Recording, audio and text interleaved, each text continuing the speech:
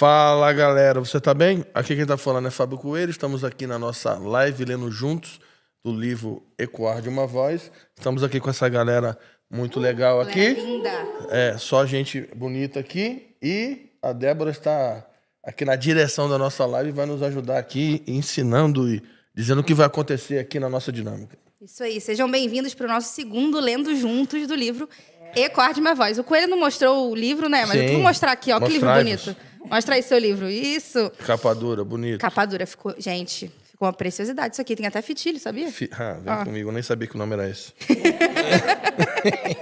Como é que é o nome? Fitilho. É isso aí, agora eu já sei. Fitilho. Isso aí. Gente, bom, sejam bem-vindos novamente aí a nosso Lendo Juntos. Nós estamos nesse mês no lançamento do livro do Fábio Coelho. Então, a gente teve a live de lançamento e nós vamos ter, no total, 3 Lendo Juntos. Esse é o nosso segundo Lendo Juntos. No primeiro Lendo Juntos, a gente falou sobre a introdução e sobre o primeiro capítulo. E a Jaque também compartilhou um pouquinho sobre a parte que ela escreve no livro. Então, foi muito importante. Ela é linda, né? Ela é linda. Foi muito importante porque a gente teve um panorama geral do livro, sobre o que o livro vai tratar. Se você não viu esse primeiro Lendo Juntos, eu convido você a, quando terminar essa live, você ir lá e assistir o primeiro Lendo Juntos, tá? Aqui no link na descrição vai ter o link para você adquirir o seu livro e vai ter o link também para você conseguir fazer o que a gente está fazendo aqui, com amigos. Então, tem um box que a gente fez de 20 livros com 15% de desconto para você conseguir fazer com seus amigos da igreja, com as suas amigas, com o seu grupo de estudo, porque é um livro muito importante, muito interessante também, que a gente vai falar um pouquinho, não vou dar muito spoiler, mas que, se eu fosse você, eu corria lá para adquirir. E outra coisa, não sei se você sabe, mas a gente está na semana do cliente da loja Desescope. Aproveita, gente. Então, já dá para levar um e levar vários, né? Então, aquele livro que você sempre quis, mas nunca conseguiu comprar, vai lá, aproveita na semana do cliente Desescope. Bom, e nessa live aqui agora a gente vai falar sobre o capítulo 2, 3 e 4 do livro. A gente vai percorrer esses capítulos e eu queria convidar você que está com a gente aí, que comprou o livro, a mandar suas perguntas no chat. Então, eu estou com o chat aberto aqui. Então, aproveita, manda suas perguntas e, além de mandar suas perguntas, me diz aí de onde vocês são. Já estou vendo que tem gente aqui de Mauá, São Paulo, Pernambuco. Tem galera de Pernambuco aqui com a gente. Deixa eu ver, vai botando aí, galera. Zona Norte de São Paulo. Tem uma galera aqui com a gente, então vai colocando aí para a gente poder, Espírito Santo. Então, vamos que vamos, gente. E aí, coloquem suas perguntas, que no final o filho está ali, ele vai separar algumas perguntas para o Coelho responder ou para as nossas queridas aqui responderem, tá? Então, só apresentando aqui, a gente tem o Coelho, o Fábio Coelho, o autor do livro, que é o nosso host. Eu sou a moderadora. Eu sou o host, eu sou muito chique. Você é muito chique, você é o host. Você usou o Fala Galera, cara. Como você se sente? Eu me sinto bem. Honrado. Ele é o host, né? Nós temos, então, o nosso host. Eu vou estar aqui como moderadora, vou estar aqui olhando os comentários, olhando onde vocês são. Ó, Nova Friburgo, Ceará, Apucarana, Laurentino, Santa Catarina, Belo Horizonte, Penha, São Paulo. Então, gente, ó, Cabo Frio, tem galera aí, do Rio, ó. A gente tem o DNA lá do Rio, galera vem forte. São Miguel do Oeste, tem uma galera aqui, hein? Então, vai entrando aí, ó, pega esse link e manda para pelo menos 3 pessoas no seu WhatsApp. Gente, isso é fácil. Você jogou no link de WhatsApp, você já consegue compartilhar com 3 pessoas. Então, faça isso para que todo mundo seja abençoado por esse livro.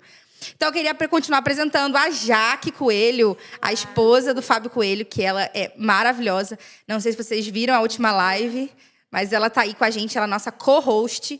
Como nossa outra co-host também é a pessoa linda, que é a minha irmã, Daniele Bravo, tá aqui, fazendo aparição. Lembrando que nós estamos gravando na Mansão dos Bravos, né? A gente está gravando na Casa dos Bravos, a Mansão é isso Apostólica aí. dos Bravos. Muito obrigada aos Bravos que abriram a casa aí pra gente. O Fábio tá ali na arquibancada, né? Tá. Fábio Bravo ali na arquibancada assistindo a gente. Então, muito obrigada por abrirem a casa de vocês. Nós temos a Estela e nós temos também aqui as nossas alunas da Desescope School, né, gente? Se apresenta aí, dá um grito aí. Jussara. Ou Eriquinha, né? Eriquinha. As pessoas não conhecem ela como Érica. Então, sejam bem-vindas, gente. Então, é isso. Vamos começar com ele? Vamos, então. Ó, tem um microfone aí para vocês falarem. Isso aí. Muito bom. Então, vamos começar pelo segundo capítulo. Então, vamos né? lá. Então, abra o seu livro aí com a gente, você que está em casa. O segundo capítulo, o tema é Uma Família Profética. Sim. E você começa ali falando sobre Isabel e Maria. Então, fala aí para a gente um pouquinho sobre esse capítulo. Então, o objetivo desse capítulo é falar um pouco sobre essa realidade do preparar o caminho do Senhor, né? Então, basicamente o livro ele fala sobre esse cenário que preparou a primeira vinda de Jesus. Então vai falar sobre aquele ambiente de Zacarias, Isabel, Maria, José, Ana, Simeão, e todo aquele ambiente que prepara, né, o ambiente, o cenário em Israel para a primeira manifestação pública de Jesus como o Cordeiro de Deus. E aí, uma coisa que é muito enfatizada é que quando a gente fala de preparar o caminho, e a gente tem debruçado nesse tema há mais de 20 anos, a primeira coisa que vem na nossa cabeça é João Batista.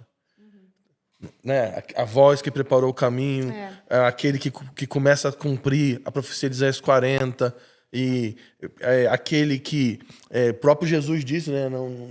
Não tinha ninguém no primeiro pacto maior do que ele. E a gente tem essa ideia de João como o cara que preparou o caminho do Senhor. Sim, é um fato que ele foi uma peça importantíssima, uma voz profética que prepara o caminho do Senhor. Mas a gente não percebe que antes de João Batista profetizar, seu pai e sua mãe profetizaram. Então, quando a gente falou naquela primeira live, né, do lançamento do livro, o pessoal até fica meio chocado no negócio do silêncio profético e tal. E aí deu até uma certa burburinho na internet aí, pessoal falando sobre o silêncio profético 400 anos. E quando a gente vê ali o cenário, né, entre o final do Antigo Testamento e o início do Novo Testamento, a gente tem 400 anos onde não tem nenhuma profecia registrada. E a primeira pessoa que profetiza depois desses 400 anos de silêncio é Isabel. E para mim isso é muito interessante, né?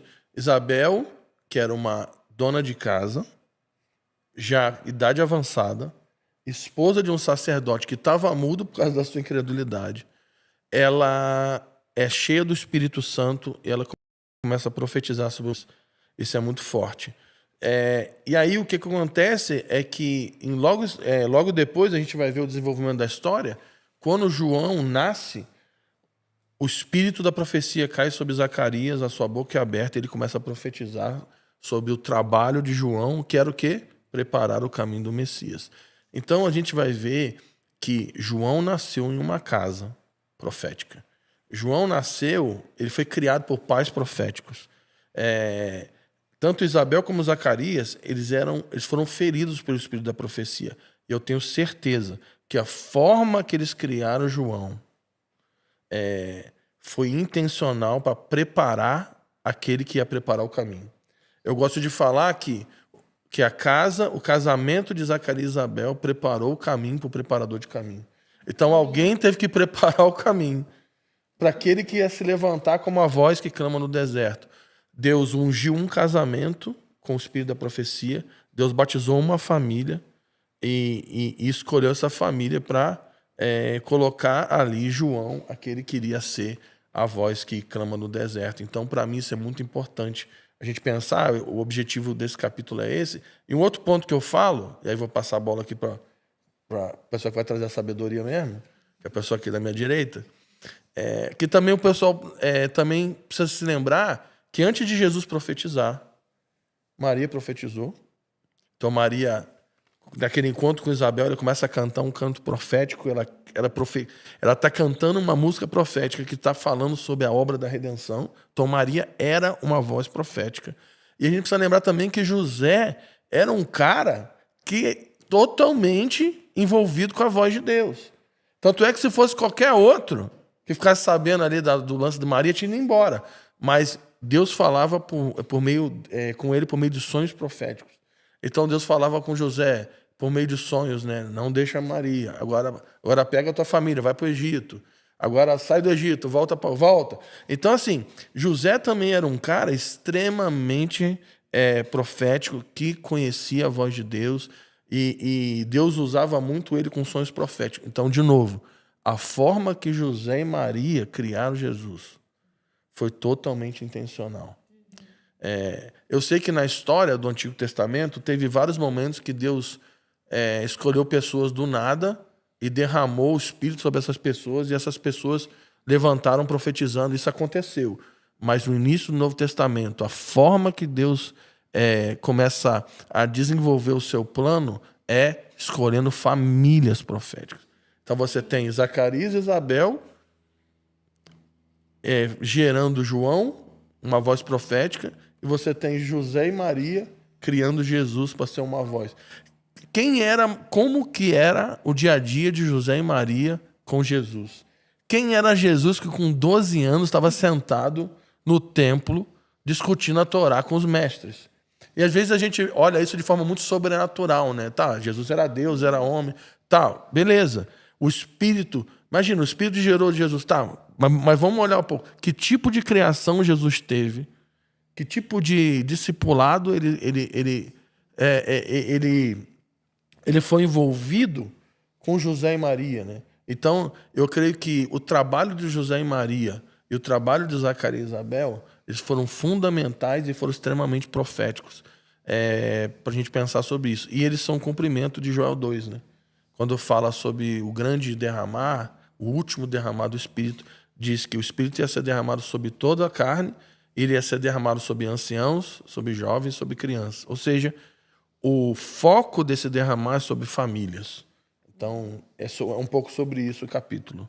Está aberto para a sabedoria dos irmãos. É uma coisa que eu fiquei pensando enquanto você falava, enquanto eu lia também, esse zelo em criar filhos para a glória de Deus. E criar filhos baseado também nas palavras que você recebe. Então, quando um pai e uma mãe, né, estão gerando um bebê, geralmente há uma preocupação para escolher o nome da criança, né? A gente quer um significado legal, algo que fale a respeito daquilo que aquela criança vai ser, né? A gente até estava falando o nome do seu filho, né? Que significa que é corajoso, valente, poderoso. Power Ranger vermelho. Augusto, né? Augusto Valentim. Augusto Valentim. Então, a gente se preocupa com isso, assim. E geralmente também quando a gente já está na igreja e está grávida, né? Os irmãos oram por aquela criança, sempre entregam palavras, né? Então, assim, eu sinto que ele vai ser uma voz profética, ou sinto que o Senhor vai usar ele muito nessa área ou nessa área. Então, a gente se preocupa muito com esse antes, né? Escolher o nome da criança, ouvir palavras de bênção, palavras proféticas para a vida daquela criança. Mas, uma coisa que a gente pode perceber aqui, Maria e Isabel, é que o anjo falou, eles receberam palavras, mas eles caminharam sobre essas palavras. Então, não basta você apenas se preocupar em receber uma palavra para o seu filho ou para a sua família. Você precisa ter o zelo de caminhar sobre aquela palavra. Então, nós, como cristãos, precisamos entender isso, porque às vezes fica muito na esfera mística, assim, né? E a gente acha que é algo desencarnado, é algo que Deus vai fazer independentemente da nossa ação. Mas quando Deus traz uma palavra, uma identidade, algo que a gente precisa carregar como família, a gente precisa ter o zelo de guardar essa palavra e caminhar. E isso se dá como? No dia a dia. Na forma como a gente cria o nosso filho, na forma como a gente disciplina o nosso filho, no temor do Senhor, né? Aí vai se desdobrar no culto familiar, na leitura da palavra, na correção, na educação. Então, a Bíblia é um livro muito prático, né? Às vezes a gente fala sobre coisas tão altas, mas como isso afeta a minha segunda-feira? Como isso afeta a forma como eu crio o meu filho? Eu não posso me distrair, eu preciso entender. Eu sou do Senhor, a minha família é do Senhor. Nós carregamos uma palavra. Então, isso assim chamou bem a minha atenção. Eu quero falar também sobre uma parte do livro que fala sobre a linhagem, né? Fala da linhagem de Isabel, né? Que ela vem da linhagem de Arão. Só que, não só isso, eles permaneceram uma família piedosa, que era uma família que orava, era uma família de oração, uma família que estava num ambiente, educando João num ambiente, porque eles creram na palavra, né? Então, eles estavam caminhando em cima dessa palavra. E você falando, Dani, eu lembrei, o ano passado, eu senti muito no meu espírito, assim, muito forte, que no aniversário dos meus filhos, eles fazem aniversário muito próximo um do outro. Então, a Débora faz dia 14 de setembro e o meu filho faz dia 20 de outubro. Só que aí eu fiz primeiro com a minha filha. Eles tinham recebido uma palavra profética quando eles eram bem novinhos, e eu gravei essa palavra. Um casal foi na minha casa, um casal extremamente profético, foi na minha casa, e eles profetizaram sobre quem eles eram e como Deus o enxergava, né? O via, assim. E eu gravei, eu tenho essa palavra gravada. Então, o que eu fiz? Eu ouvi de novo, olha o zelo, né? Porque eu senti muito de Deus para fazer isso. Eu ouvi a palavra, eu ia pausando e escrevendo. Eu escrevi toda a profecia, tanto para a Débora como para o Daniel. E no dia do aniversário da Débora, eu sentei com a Débora e eu falei, Débora, eu quero orar com você, eu quero falar com você sobre quem você é, como Deus te vê, e eu quero ler com você uma profecia de anos atrás e como isso tem se cumprido na sua vida. E aí, o que eu fiz? Dei para ela por escrito, e a gente ouviu junto enquanto a gente lia. E isso a gente ia pausando e eu ia reafirmando. Olha, a profecia que você recebeu foi essa. Por quê? Porque a palavra de Deus diz isso. Então, eu trouxe Efésios 1. E eu falei, porque você é herdeira, você é filha, você foi comprada. Então, olha como Deus te vê. Então, eu fui reafirmando aquilo ali, para que ela caminhasse em cima do que ela é, em cima da palavra profética, que é a palavra de Deus, em cima de uma profecia de pessoas cheias de Deus que entregou para a gente, né?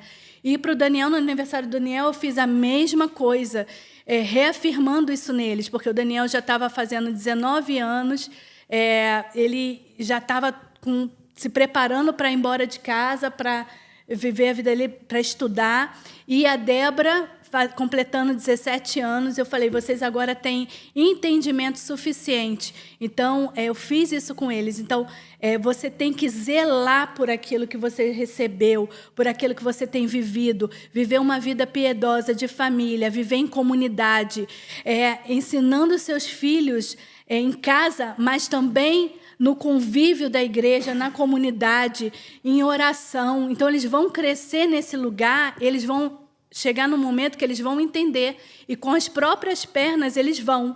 Você não precisa de novo ficar falando. Existe um momento na criação que você tem que ficar batendo o tempo inteiro. Repete, repete, repete. É necessário repetir. E isso demanda tempo, demanda trabalho, é cansativo, mas você vê os frutos. Muito bom. Uma coisa que eu queria ressaltar, que eu acho que vale muito a pena a gente falar sobre isso, é a questão, como o Fábio falou, dessa criação à luz da Bíblia, né? Só que, às vezes, algumas pessoas podem pensar, né? Poxa, mas eu nem fui criada nesse ambiente, como que eu vou passar, né, essa criação e tudo mais? E eu, como uma pessoa assim, eu não tive princípios bíblicos dentro da minha casa, mas eu acho que a partir desse momento que a gente entende e crê que nós somos nova criatura, né? Eu acho que vai muito da nossa vontade também de querer se dispor a isso. Porque muitas vezes, quando a gente está criando, né? Quando a gente está ensinando o nosso filho, nós somos muito mais, né, ensinados e, tipo, vamos nos moldando do que a gente acha que está acontecendo alguma coisa com eles. Porque as crianças, elas são, tipo assim, uma esponja, né? Então, quanto mais a gente vai demonstrando, mais ainda tem essa capacidade delas entenderem o que a gente está fazendo, né? Então, até um exemplo foi engraçado. Meu filho é cheio de pegar meu celular porque ele quer ver os vídeos. Mamãe, quero ver os vídeos. E aí ele pega meu celular e fica vendo os vídeos dele mesmo. E aí, uma vez, ele viu um vídeo que eu estava gravando, um texto que eu estava lendo. E aí ele falou assim, olha, mamãe, que legal que você estava fazendo aqui. O que eu estava fazendo aqui dele? Falando com o Papai do Céu. E aí eu falei assim, sério, que legal, você lembra desse dia? E aí ele começou a descrever tudo que eu estava fazendo. E eu achando que ele não estava prestando atenção, né? Então, eu acho que, assim, a gente tem até que quebrar um pouco essa questão de, tipo assim, se eu não fui criada, se eu não tive, se eu não caminhei por isso, vai ser muito mais difícil, vai ser tal. E, na realidade, às vezes parece que, para nós que infelizmente não tivemos, né, uma família estruturada e tal, com todas as questões, a gente não tem muita coisa para quebrar.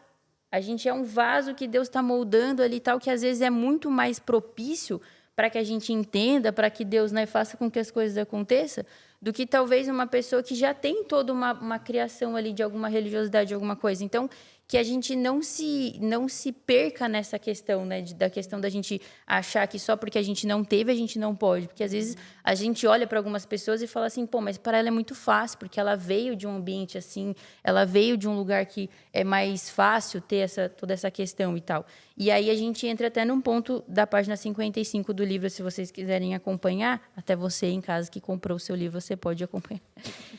A página 55 vai falar do dom profético, que não é apenas para pais, mas também para crianças, velhos. Lucas enfatiza isso ao destacar que a profetisa Ana era idosa. Ou seja, eu acho que a gente também tem que dar espaço a isso, porque às vezes os nossos filhos, a nossa família, durante, né, a nossa rotina, a nossa vida com Deus, a gente vai vendo coisas nas crianças, vendo as coisas na nossa casa, e às vezes a gente quer repreender algumas coisas, quer ensinar de outra forma, mas às vezes já obviamente, o Espírito Santo fazendo com que a criança vá se desenvolvendo nisso, né? Então, essa é a importância também da gente se dispor a estar no nosso discipulado com Deus ali, para que a gente vá aprendendo e, ao mesmo tempo, caminhando para que a nossa família esteja sendo construída nisso que, mesmo que a gente não tenha, a gente pode começar a partir de agora, entendeu? Eu queria deixar aqui 3 conselhos para você que está nos assistindo, baseado nessa questão de edificar famílias proféticas, famílias que vão ser essas incubadoras do Espírito Santo para gerar filhos para a glória de Deus. Então, número 1, conselho do tio Coelho, hein? Número 1, você que é solteira e pode estar ouvindo assim, mas eu nem sou casada, então isso não faz sentido para mim. Não, faz sim. Você que é solteira, você precisa ter clareza com quem você vai casar. Isso é muito importante. Então, procure casar com um homem, isso é muito importante, né? Em dias atuais, que seja homem, ver na calça dele, entendeu? Se for aquela calça muito apertada, você já foge. Se for calça muito apertada e colorida, vai pro outro lado da rua. Então, assim, escolha um homem, mas escolha um homem que você admire, que você ache bonito, mas escolha um homem de Deus. Então, isso é muito importante. O critério para escolher com quem você vai casar tem a ver com o seu futuro. Tem a ver com que tipo de família você quer ter, o tipo de legado você quer deixar nessa terra, que tipo de criação você quer dar para os seus filhos. Então, olhe para homens e veja Jesus neles. É lógico que você é jovem, você não vai ver um homem maduro, que sabe tudo, tem experiência de vida. Mas se você consegue enxergar Jesus nessa pessoa, se essa pessoa é perdidamente apaixonada por Jesus, então você pode começar a considerar que essa pessoa pode ser seu marido. Então, conselho número 1 do tio Coelho. Conselho número 2 do tio Coelho.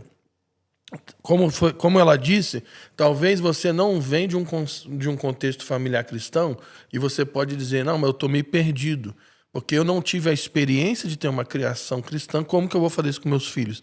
Porque a criação dos teus filhos não é baseada na tua experiência, é baseada em Cristo. Então, olhe para Cristo, abre esse livro, e abre esse livro não apenas para buscar informações, abre esse livro para olhar para uma pessoa. Olhe para Jesus. E a partir do conhecimento de Cristo, então você vai criar os seus filhos para a glória de Deus. Não tem a ver com experiências de vida. Tem a ver com o quanto você conhece de Jesus. Entendeu? E dica número 3 aqui. E eu estava vendo a Dani falando e me veio à mente que essa palavra também está sobre mães que vão ter filhos biológicos e mães que vão criar filhos do coração. Existe uma graça do Espírito Santo sobre a igreja brasileira, a igreja das nações, que está impulsionando famílias para adotar crianças.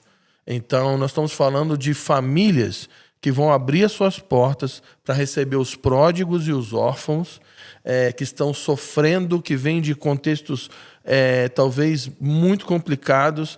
Imagina que Deus pode estar enchendo o teu coração de amor e zelo para abrir a sua família, para receber os órfãos e essas crianças ou esses adolescentes vão chegar na sua casa e eles vão encontrar o poder do Evangelho. Amém. E isso é muito poderoso, muito poderoso. E a gente precisa lembrar que Jesus foi gerado pelo Espírito no ventre de Maria e José adotou Jesus. E, de fato, José era pai de Jesus. Então, ele foi ferido pelo Espírito com uma paixão, um amor por Jesus, de tal forma que ele deu a sua vida para criar Jesus para a glória de Deus. Então, isso é muito poderoso. Mas passo para a Dani de novo. Só para contar um testemunho, né, relacionado a isso que você falou, o meu filho é filho por adoção, né? Nós adotamos ele no ano passado, foi ano passado? Acho que foi. Não, final de 2023, né? E ele nasceu em 2020. E eu e o Fábio, a gente sempre teve dificuldade de engravidar e tal. Mas era algo que eu orava de vez em quando, mas não era uma questão para mim, assim, eu confiava muito no Senhor. E a gente, no ano de 2020, a gente entrou na fila, né? Na fila no Cadastro Nacional de Adoção para adotar. E no meio daquela pandemia, né, eu tenho essa recordação, assim, lá pro meados de 2020, eu deitada na rede da minha casa, eu colocava a mão na minha barriga e eu orava pelo meu filho do coração que viria. E eu fiz até uma playlist no Spotify, assim, de músicas de bênçãos e tal. E eu colocava a mão na minha barriga e eu abençoava aquela criança. Eu dizia que ela era amada, eu dizia que o Senhor tinha um plano na vida dela. E mal sabia eu que em 2020 o meu filho estava nascendo da barriga de outra mulher. Então, só para afirmar isso que o Coelho falou, né? Os filhos do coração também são enviados pelo Senhor. Amém. Também são do Senhor. E o meu filho, né? Ele estava sendo gerado ali por outra mulher. Mas eu coloquei a mão na minha barriga e eu abençoei ele no mesmo ano que ele nasceu. Então, eu creio muito nisso, assim, que essas palavras, né? Se cumprem também na vida deles. E se tem alguém aqui assistindo que não pode ter filhos, ou que está na fila da adoção, ou que tem o desejo de adotar, creia também que o Senhor, ele é gracioso e ele escreve uma história linda, assim. Amém. Amém. Nossa, depois disso agora, como é que eu vou fazer? Vontade de chorar agora. Fiquei emocionada aqui. Assim, a gente pegando um pouco do que, né, a Dani está falando, a gente fala sobre fé, né? Fé para aquilo que acontece, que às vezes a gente acha que não vai acontecer. Então, eu vou até puxar já para o próximo capítulo, que é o capítulo 3, que você fala sobre Zacarias, né? Isabel e Zacarias, que é a improvável que creu. Então, você podia falar um pouquinho sobre isso, sobre fé e incredulidade também, que você fala nesse capítulo? Tudo que a gente está falando aqui, sobre casamento, sobre edificar família, sobre criar filhos para a glória de Deus, tudo isso é feito pela fé. Então, sem fé, gente, não vai rolar. E como a Jaque falou, não é um momento, né? É um processo. Então, é dar a vida durante anos para edificar uma família para a glória de Deus. É dar a vida durante anos para discipular filhos para a glória de Deus. E esse capítulo, para mim, ele é talvez o coração do livro. E a gente fala um pouco sobre esse cenário de Lucas 1, quando Gabriel aparece para Zacarias no templo e diz que eles iam ter um filho, né? Zacarias e Isabel. Zacarias está oferecendo incenso, ele está orando, está intercedendo para Israel. E aí o Gabriel aparece e fala: a tua oração foi ouvida, né? E você vai ter um filho, e o teu filho vai ser um grande profeta e ele vai preparar o caminho do Senhor. Nesse momento, Zacarias, que é um sacerdote profissional da fé, especialista na Torá, mestre, né? Aquele que deveria ensinar o povo, o líder espiritual, ele vira para Gabriel e fala assim: então, mas como é que é esse negócio aí? Não acredito, não. E aí Gabriel, ele fala assim: porque você não creu no que eu estou falando, você vai ficar mudo. E aí Zacarias volta para casa e ele volta mudo, né? Ele já sai do templo, todo mundo assustado, porque o sacerdote, quando ele saía, ele abençoava o povo, já sai mudo. E ele deveria abençoar com a Shalom, né? Com a bênção sacerdotal. Ele invocava o nome do Senhor, abençoando o povo com a Shalom, mas ele sai em silêncio, né? Então todo mundo assim: hoje não vai ter bênção não, do sacerdote. E aí ele volta para casa e eu tenho uma percepção que o Senhor está silenciando muitas vozes de muitos homens e mulheres nesses dias, por causa da incredulidade, por causa da falta de fé. E falta de fé não tem apenas a ver com não crer em Deus, Mas falta de fé nesse contexto é não estar disposto a submeter aquilo que Deus está fazendo. Não é que Zacarias não teve fé porque ele não cria em Deus. Ele cria em Deus. Ele não teve fé porque Deus estava propondo algo para ele e ele estava sendo resistente. Então ele queria servir a Deus do jeito dele. Ele queria que Deus fizesse as coisas que ele esperava. Mas quando Deus falou que ia fazer diferente, então ele não teve fé para se submeter àquilo que Deus estava fazendo. E eu tenho uma teoria, por que Deus silenciou Zacarias? Porque eu creio que a incredulidade é contagiosa. Então, Deus silenciou Zacarias para que ele não chegasse em casa e contaminasse Isabel com a sua incredulidade. E é interessante que ele volta para casa, aquela história toda, passa 6 meses, o mesmo Gabriel, mesmo anjo, vai num lugar muito ruim, chamado Nazaré, que era um vilarejo ruim, pequeno, pobre. Era uma comunidade mais conhecida, né, como favela na época. Era tão ruim que tinha um ditado, né? Falaram que Jesus veio de Nazaré. Eu falei, pô, mas pode vir alguma coisa boa desse lugar miserável, chamado Nazaré. E Gabriel aparece para Maria, que era uma adolescente improvável, que morava num lugar pobre. Era uma moça que não tinha formação teológica, não tinha estudado na escola dos rabinos, não tinha títulos, não tinha nada. Era uma moça improvável do lugar pobre. E quando o mesmo anjo Gabriel fala para Maria que ela ia ter um filho, só que não ia ser igual a Zacarias, não. Que ele falou, você vai ter um filho com a tua mulher aí e Deus vai levantar um profeta. Olha o que o Gabriel falou para Maria. O Espírito vai descer sobre você, vai gerar um filho dentro de você e o teu filho vai ser o Messias. O Messias que vocês estão esperando, e o Messias anunciado todo sábado na sinagoga. Então, esse aí vai nascer do seu ventre. Aí a Bíblia diz que Maria fala assim, cumpre em mim a sua palavra. Amém. E aí quando Maria entra na casa de Isabel, Isabel começa a profetizar, e a Isabel profetiza e fala, bem-aventurada é aquela que creu. Então, eu creio que muito dessa graça profética sobre vozes femininas que vão participar da grande comissão, que vão fazer parte dessa companhia que vai preparar o caminho do Senhor, a base disso é a fé. E a fé não é apenas crer naquilo, crer que Deus existe, mas confiar que Deus é poderoso para capacitar pessoas improváveis para participar da sua obra. Deus tem a estranha mania de chamar pessoas incapacitadas, improváveis e desqualificadas para participar da sua obra, para humilhar aqueles que acham que são qualificados, aqueles que acham que são. Deus usa aqueles que não são para humilhar aqueles que acham que são. E eu creio que isso é muito importante porque a mulher tem uma característica, assim, né? Quase todas, né? Tem algumas que não. Mas você vê muito normal a insegurança. Até nas mulheres que são muito fortes e expressam muita força, na verdade, essa força toda que elas estão mostrando é baseada numa insegurança. Então ela quer gritar, quer ser forte, por quê? Porque ela é insegura. Então a gente vê que esse é um caminho que Satanás quer tocar e quer afetar na vida das mulheres. É trazer insegurança. Mas eu quero dizer que você precisa crer naquilo que Deus fala ao seu respeito. Ah, mas eu venho de um lugar ruim, a minha família é ruim, a minha história é ruim, eu não estou capacitado, eu não tenho informação, eu não tenho conhecimento, não importa. Não tem a ver com a tua história, não tem a ver com a tua formação, não tem a ver com a tua sabedoria, não tem a ver com as tuas capacidades, tem a ver com a obra do Espírito Santo sobre a sua vida, que te capacita a ser aquilo que Deus falou que você precisa ser.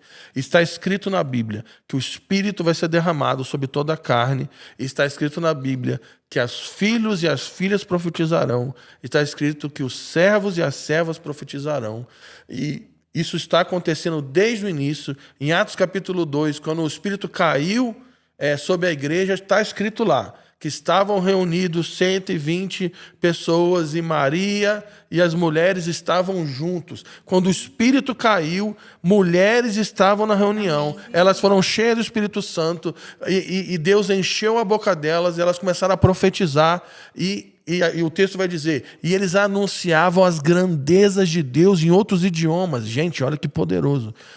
E as mulheres estavam no meio daquele bololô maluco lá de 120 pessoas doidas, profetizando em outros idiomas. Aí imagina, a festa em Jerusalém para, todo mundo falando, o que está acontecendo? Esse pessoal está bêbado?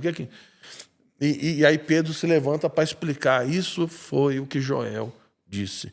Então, para terminar essa minha fala, se no início do derramamento, ou seja, no início do cumprimento de Joel, que é Atos 2, o Espírito caiu sobre um grupo de pessoas e mulheres também foram cheias do Espírito Santo e profetizaram, isso vai acontecer também no final, no último derramamento.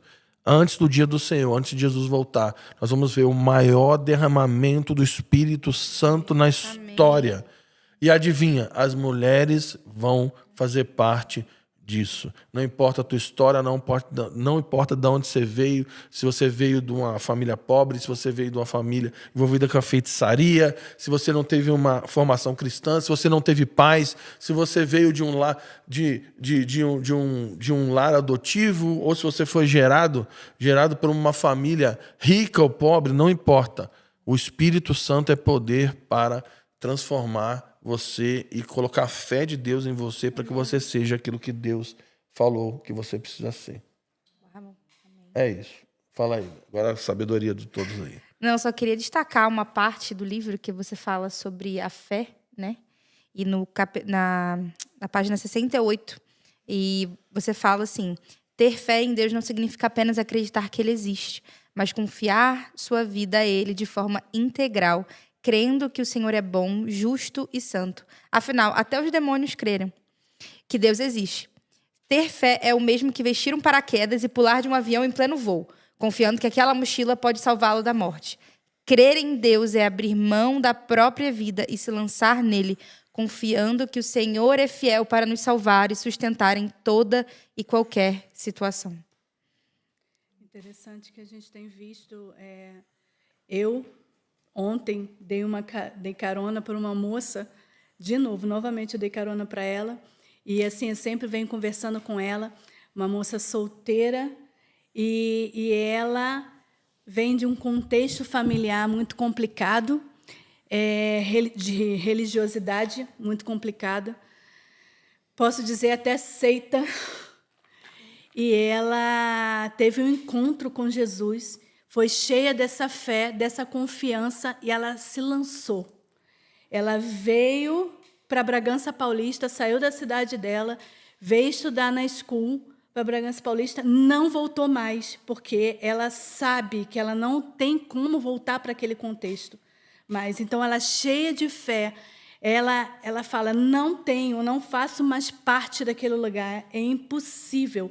Eu amo a minha família, eu amo os meus pais, mas é impossível estar naquele contexto, porque a minha vida é outra. Então, eu tenho visto jovens, solteiras, se lançando em fé, em confiança, entregando a sua vida totalmente para Deus.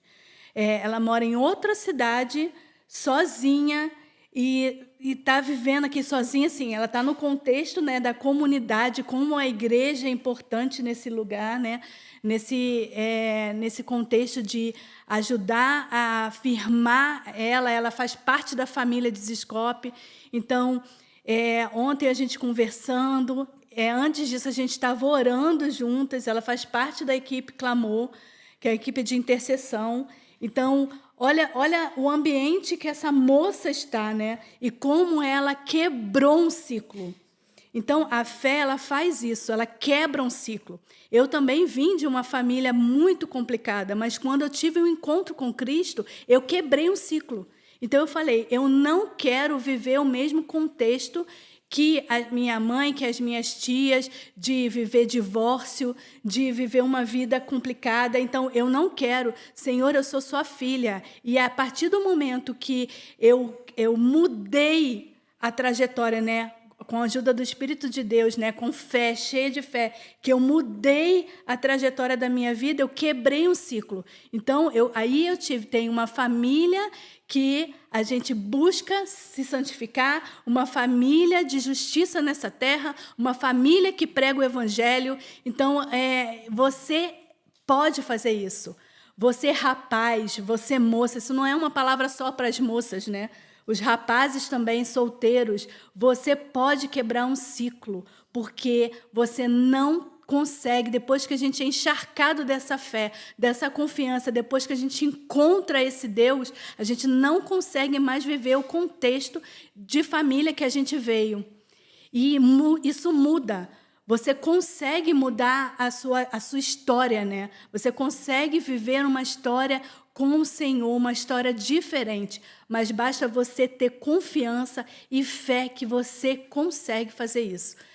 Eu não vou ficar preso à minha história. Não, a minha história mudou a partir do momento que eu tive um encontro com Jesus Cristo. Ele transformou a minha vida, Ele transformou a minha história.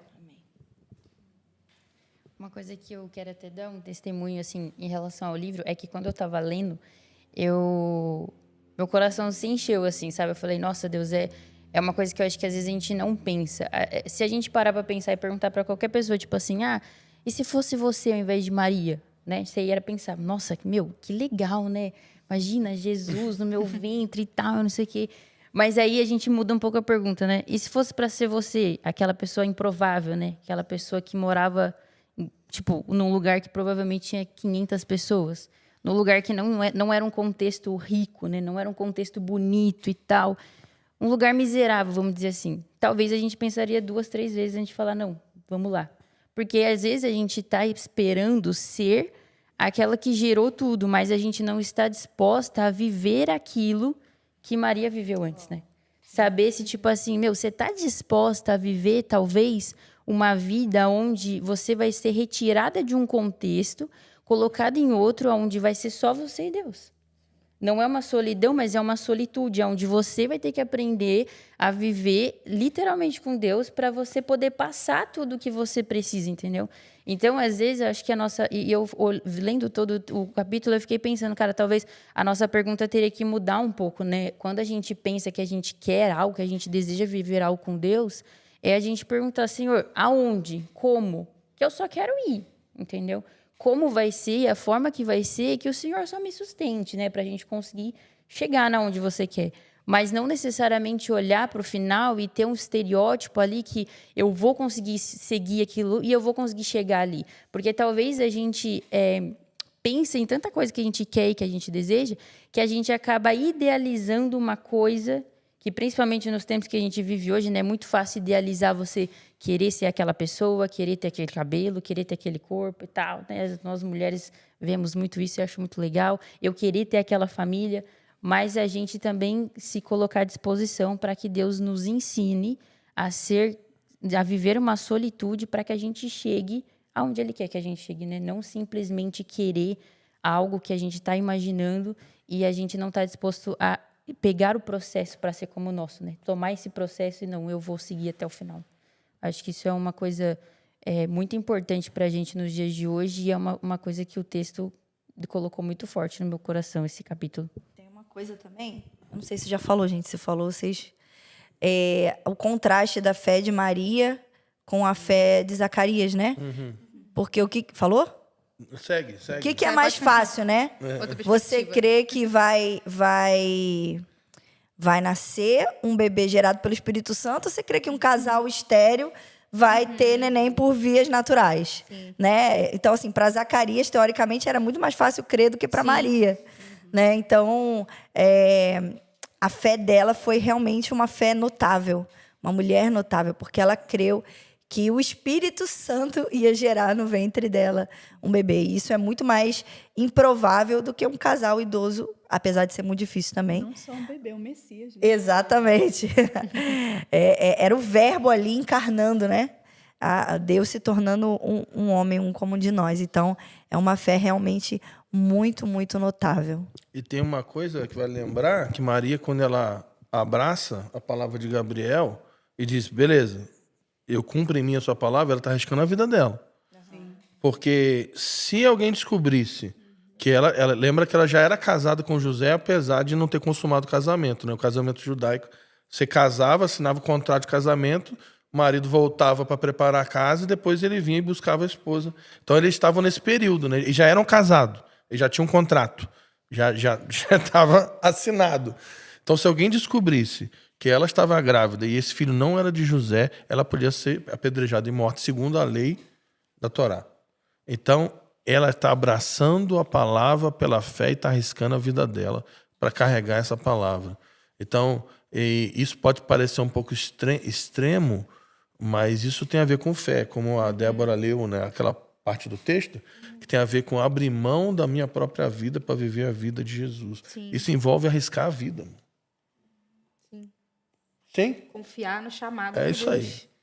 Deus chamou você, né? E vambora. Eu tenho um chamado. Eu estava lendo aqui na página 95 sobre Maria, que diz assim, lá no finalzinho da página 95 e na página 96. Porque a gente já começou a entrar em Maria, né? Então já entrou aí no capítulo 4, né? Maria reconhece a bondade de Deus ao escolhê-la para ser mãe do Salvador. Através dele, aprendemos que a beleza da graça divina supera qualquer circunstância ou improbabilidade. Ou seja, Maria acreditou e a fé dela fez ela realmente reconhecer aquele chamado do Senhor. Ela ter fé, ela ter Jesus, ela criar Jesus e o Salvador, sabe? Então é muito lindo a gente ver assim como é o sim dela, tudo que o sim dela gerou, né? O sim dela e o do marido dela também. A gente tem uma pergunta aqui, ô Coelho, para quem está, se você entrou na live, Vai ter uma pergunta agora. se você entrou na live, a gente está lendo o livro do Coelho, O Ecoar de uma Voz, que é o nosso lançamento do mês. Então, o link está aí na descrição para você adquirir. Também tem o link com 20 livros, com 15% de desconto, para você conseguir adquirir para ler em grupo também. Você tá com frete fixo Eu ainda, esqueci de Débora? falar, tá com frete fixo Olha ainda, aí, ó. verdade. Frete Para todo o fixo pra Brasil, todo o galera. Todo o Brasil. Obrigado por me lembrar. Vem comigo. A pergunta é: meu Deus, eu estava agora falando sobre isso com Deus, fazendo essa pergunta a Deus, e Deus responde lindamente. Os meus filhos já são crescidos e não temos o costume de culto familiar. Como e por onde começar? Jaqueline. Quem vai responder? Começando. Nunca é tarde para você mudar a rota. Nunca é tarde. Entenda que isso é uma realidade que é indispensável para a sua casa. Então, você pode, eles já são crescidos, eu não sei exatamente a idade deles, mas você pode começar a falar, olha, é importante estarmos reunidos agora como família para cultuar ao Senhor, para ler a palavra. A minha filha tem 17 anos, tem dia que também ela não está afim. Isso vai acontecer, e eu faço isso com eles desde pequeno, mas tem dia que eles não estão com vontade. E aí eu falo, vamos sim, vem agora, sai do quarto e a gente vai fazer. Então, é você cativar e explicar a importância, né, de estar nesse lugar. E quando você começar a fazer, no início você pode sentir alguma resistência, eles não estão prestando atenção direito, não estão afim, mas se você gerar uma constância, uma hora eles vão entender aquele lugar e vai ser prazeroso para todo mundo. Então, não deixe de fazer, coragem. Eu sei que vai dar trabalho, porque dá trabalho, mas filho é isso. Se você quer gerar uma família justa, uma família cheia de Deus, você vai ter que romper alguns desafios. E isso vai esticar a sua casa, isso vai esticar os seus filhos, eles vão começar a ser movidos e vão criar uma maturidade espiritual. Vai gerar tempo, vai demorar tempo, mas é necessário fazer, não abra mão. Eu tenho o hábito de fazer o devocional com meu filho todo dia de manhã, né? Na hora do café da manhã. E a gente segue um livrinho devocional ali. E na maioria das vezes eu faço, mas o Fábio também faz com ele quando eu não posso, quando eu preciso sair e tal. E aí, é engraçado porque nas primeiras vezes, e é isso, assim, você vai construindo um hábito, né? Nas primeiras vezes que eu fazia, gente, era assim, terrível. Caos. O caos, né? Ele queria ficar correndo pela cozinha. Ele tapava o ouvido para não ouvir aquilo que eu estava falando. Teve um dia que foi bem difícil, assim, eu quase chorei na frente dele, porque eu falei, Senhor, o meu filho, ele não quer ouvir a tua palavra. A gente acha que aquilo é o fim do mundo, né? Mas nada como a construção de um hábito. E eu persisti naquilo, sabe? Tenho persistido todos os dias. E hoje ele senta para ouvir. Ele interage com a palavra. E no dia que eu não posso fazer, ele faz com o pai dele. E o pai dele faz alguma coisa de diferente. Se ele falar, pai, a minha mãe não faz assim, não. Tem que fazer assim. Ora primeiro, eu repito. Então, Mas tem a liturgia. exatamente. A criança é um ser muito litúrgico. A criança precisa de rotina. A criança se sente confortável com a rotina. Então, hoje, ele já entende. Tem dia que está mais agitado e tudo mais. Mas hoje ele já entrou nesse hábito, nessa rotina. Então, quando se trata de criação de filhos, a palavra persistência é uma palavra muito importante, muito chave. Então, mamães aí, não desistam. Não desistam de criar seus filhos para a glória de Deus e expor eles à leitura da palavra e à oração. Vocês vão ver o fruto. Isso é fato. Vai chegar um tempo que vocês vão ver o fruto. Você vai ter hora que você vai falar assim, não acredito, não é possível, não está entrando nada. E aí, de repente, você vê frutificar. E você fala, uau, deu certo. Né? Você joga a semente e você não sabe quando vai frutificar, mas vai ter uma hora que do nada vai surgir a folhinha lá e você fala assim, nossa, Deus frutificou, né? Mas você jogou a semente. E a constância, né, nisso também, né? Eu acho isso muito legal, porque eu acompanho a Dani, né?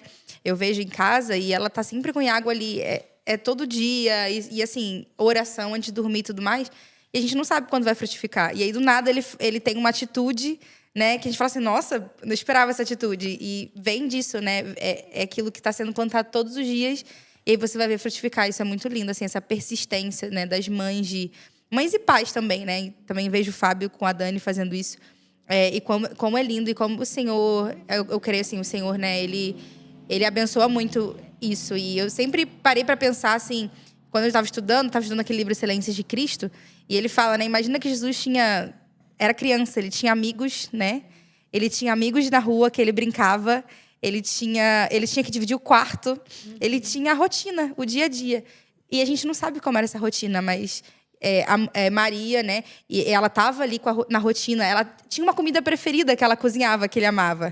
Né? A gente não para pensar nesse lado de Jesus, mas a criação de Jesus foi extremamente humana, de brincar na rua, de se machucar, cair, né? E assim, foi humana, essa experiência foi humana. E a criação de filhos, assim, ao meu ver, é muito isso, é criar para o Senhor, sabe? Isso é muito lindo, assim. Pensando na parábola do semeador, quando a Dani está falando sobre lançar a semente e a disciplina, às vezes eu penso que a semente tem a ver com anunciar o evangelho. Mas essa disciplina e essa perseverança tem a ver com limpar o terreno, né? Muito bom. Então, você imagina você fazendo isso durante anos, né? Você está lançando sementes, mas você está limpando o terreno, né?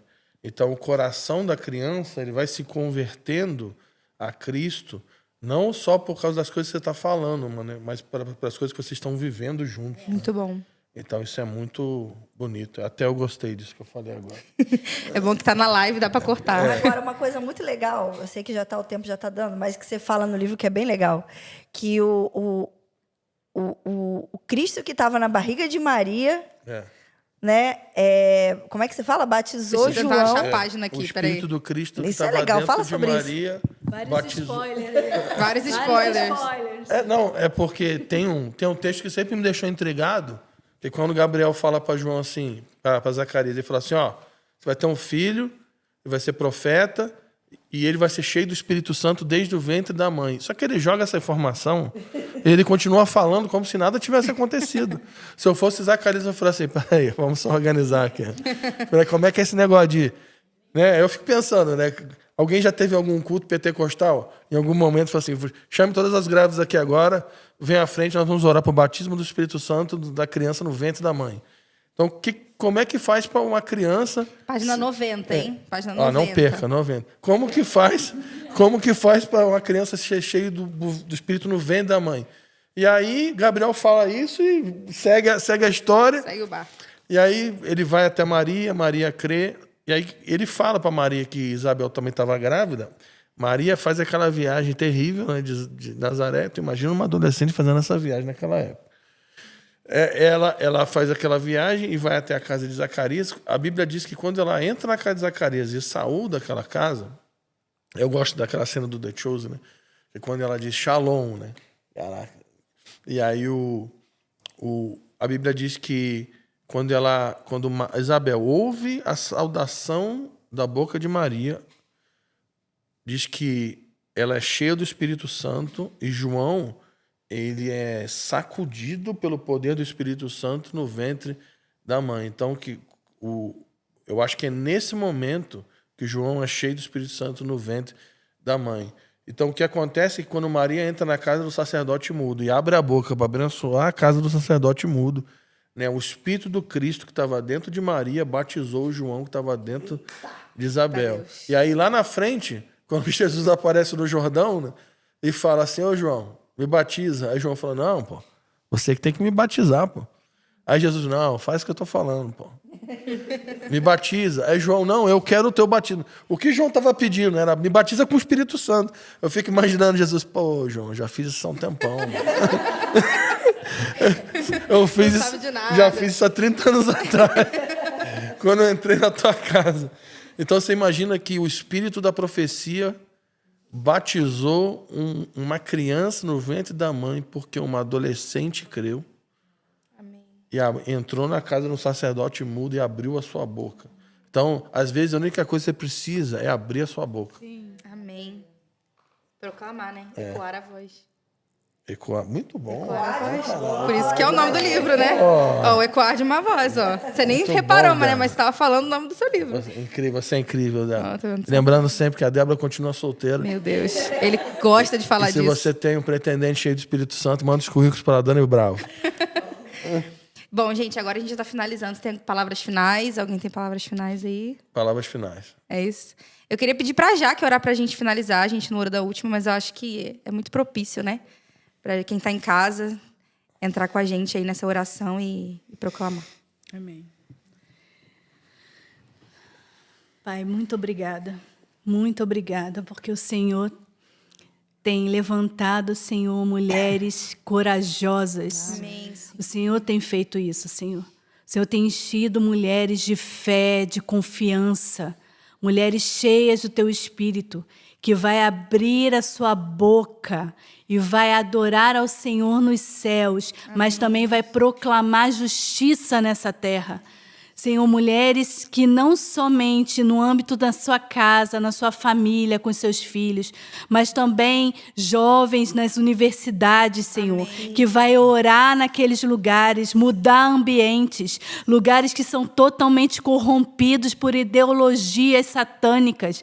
Senhor, mulheres que vão ser cheias do Teu Espírito, Pai, para pregar o Teu Evangelho em ambientes que são mórbidos, ambientes escuros, ó Deus. Senhor, mulheres, Senhor, que vão entrar no ônibus, indo para o trabalho, vão abrir os seus livros, as suas Bíblias e vão começar a orar ao Senhor, ler as suas palavras proféticas. Senhor Jesus, e o ambiente do ônibus vai ser, Senhor, tocado. Ó Pai, nós cremos, Senhor, no movimento que o Senhor está fazendo. Não é um movimento humano, mas é um movimento espiritual. É um movimento vindo do alto, Senhor. Um movimento que vai fazer vozes ecoar, Senhor, nessa terra. Senhor, nós te agradecemos, ó Pai, por cada um que esteve nessa live ouvindo, Senhor, essas palavras. Senhor, que a mensagem desse livro ecoar da sua voz, de uma voz, ecoar ecoe, Senhor, por toda a terra, não só no Brasil, Pai, mas fora do Brasil. Senhor, que essa mensagem chegue, Senhor, em lugares, ó Pai, em ambientes, ó Pai, em igrejas, ó Senhor, em lideranças, ó Senhor, porque o Senhor está fazendo isso. As mulheres fazem parte da grande comissão. Ó Deus, nós te agradecemos, Senhor, e nós entregamos tudo nas suas mãos. É na tua vontade, Senhor, que nós confiamos, ó Pai. Em nome de Jesus. Amém. Amém. Amém. Bom, gente, é isso. Muito obrigada por estar conosco nessa segunda live. Nós temos mais uma, que vai ser na próxima quarta-feira, na parte da manhã. Então, eu quero convidar você, se você ainda não comprou o seu livro, corre para adquirir o seu livro, para dar tempo de chegar aí na sua casa, para você conseguir acompanhar com a gente. E eu queria agradecer a todo mundo, né, que está aqui com a gente. Muito obrigada, gente. Vocês foram maravilhosas.